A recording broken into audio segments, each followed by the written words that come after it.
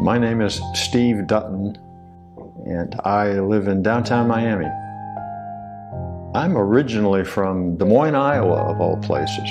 Coming to Miami was a choice. It's exciting. It's on the water. It's got a great vibe to it. I've met some amazing people here in Miami, people who really care about this city and share that belief with me that it can become a world-class city. And they're from all over the world. Tom and I met 13 years ago, and a year later we married.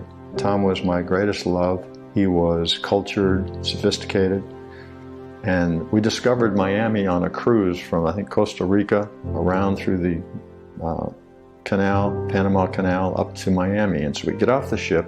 Miami was going through an amazing change, and had been for maybe the previous 10 years, changing from a business city to a combined residential and business community. So we thought, this is nice. And so we took a bus into downtown Miami, and we found the building that I live in now, where you're speaking to me right now. We really were happy that we made this choice. Most situations in life always come with a counterbalance. And in the case of living in an urban environment, big cities, Miami struggles just like a lot of other big cities do with challenges.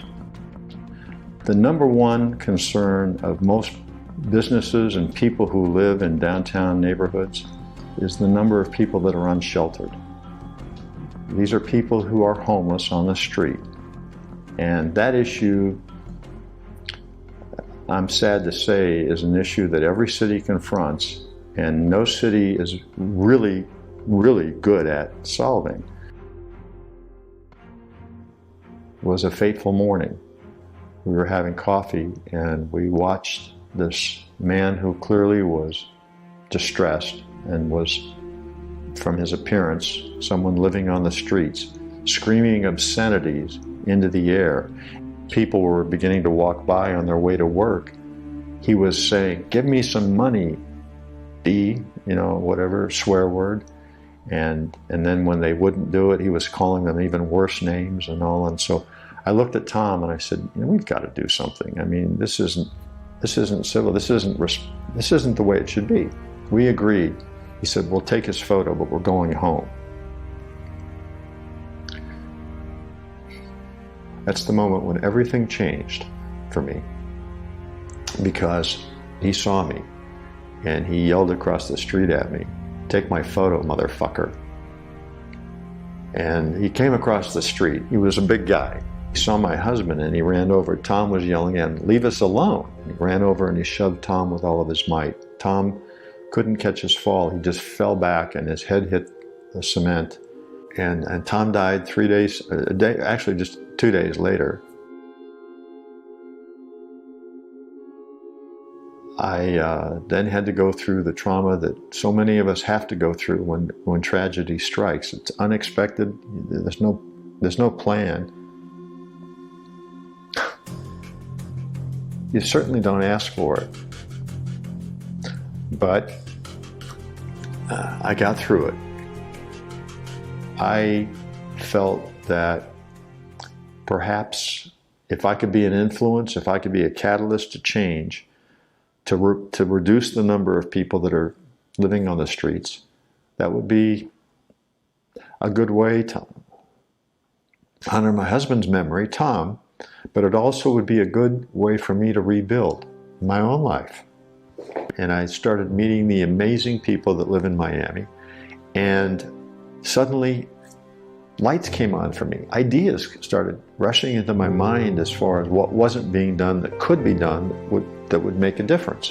The 2-block street right outside my building is so dark at night, and yet there's so many restaurants there, and they're little gems. They're all little small mom and pop, non-chain type restaurants. And I thought, maybe I could do something to help them by transforming that street in some way, getting new lighting, getting the sidewalks maybe wider, because there's too many cars parked there that really destroy the atmosphere, that destroy the beauty of what that street could be. And having traveled all over the world and seen similar streets in other cities that have been transformed, that birthed the whole idea of Avenue 3.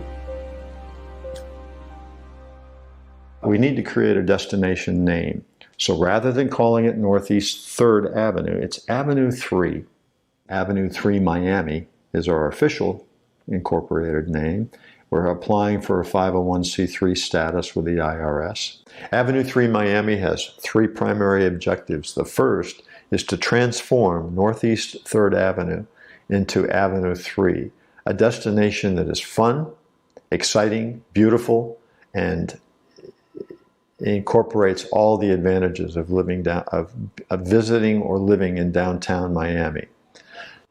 The second objective is to create a more modern approach to outreach among persons who are living on the streets, homeless.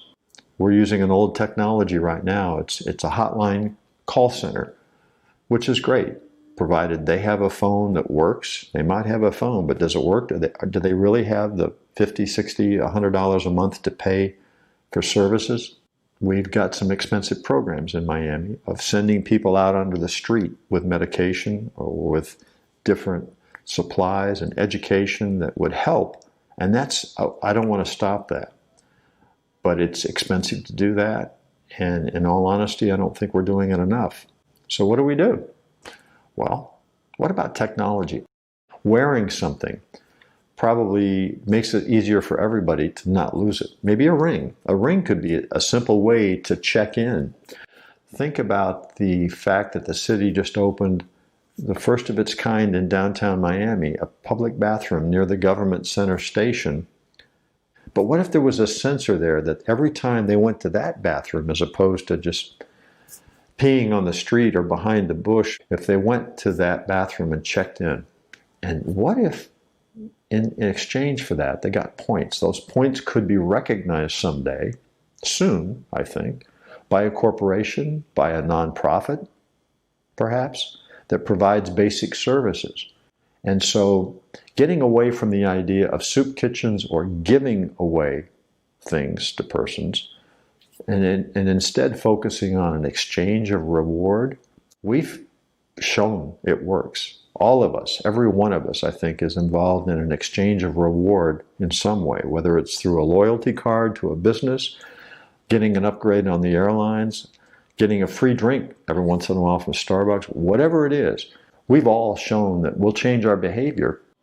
The third objective of Avenue 3 Miami is to recognize that among persons who are living on the streets are dangerous people. People that either because of mental illness or their severe addiction or criminal record shouldn't be on the streets at all.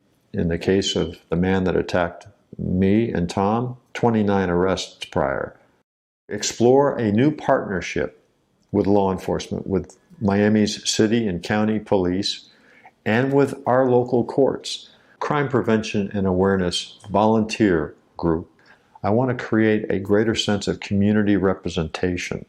We can tackle this. We can reduce those numbers significantly. A great majority felt safer at Avenue 3 having the parklet and the street painted. Also, they noticed fewer cars and an increased number of people walking by. These people say if the street would be more pedestrianized, they would enjoy taking pictures, eating, drinking coffee, enjoying with friends, and reading a book, riding their bikes in our downtown neighborhood. But I think people got it. They began to see that, even though Miami is a pretty big city, and people from all over the world, but we're having a lot of fun getting to know each other. So I think that feeling that maybe despair is too heavy a word, but that feeling of loneliness, that feeling of I don't really know anybody, disappeared that night to become a stronger community, and one that's safer and healthier at the same time.